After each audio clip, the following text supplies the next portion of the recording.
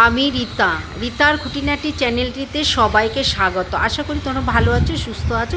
আমিও তোমাদের ভালোবাসা খুবই ভালো আছি। আমি বাগানে নিয়ে এসেছি তোমাদেরকে আমার আম গাছটা দেখাবার জন্য। দেখো কি আম হয়েছে এবার, সমস্ত আমগুলো হলুদ হলুদ হয়ে গেছে।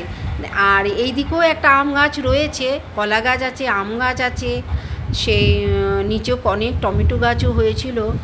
তো এই গাছটায় এবার আম হয়নি, হয়তো সামনে বছর হবে। দেখো কয়েকটা জবা পেলাম। তো সকালবেলায় টগর গাছ রয়েছে, সেই টগর গাছটা মোটামুটি রাস্তার দিকে বলে একটাও টগর আমি পাই না। সব ভোরবেলা 3টে-4টের সময় উঠে ফুল নিয়ে চলে যায়।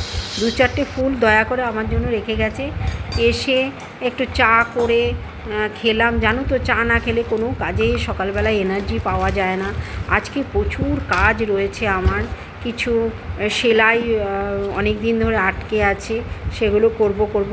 লোকেরই সেলাই, ভাবছি আজ করব কাল করব। এত গরম পড়েছে, একদম করতে ইচ্ছে করে না, কি করব।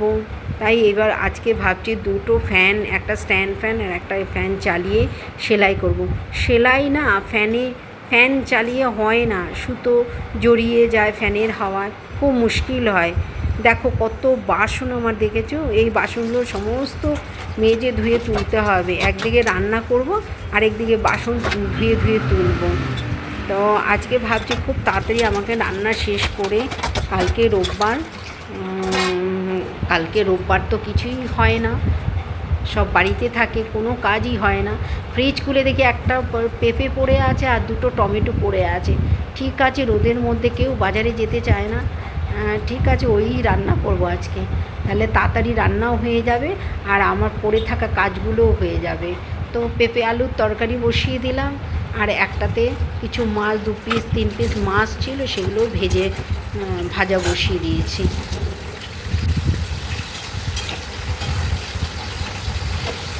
আজকে সেলাইগুলো না দিতে পারলে আমার বিকেলেই, আমি কথা দিয়েছি সবাইকে যে বিকেলেই সেলাইগুলো দিয়ে দেবো।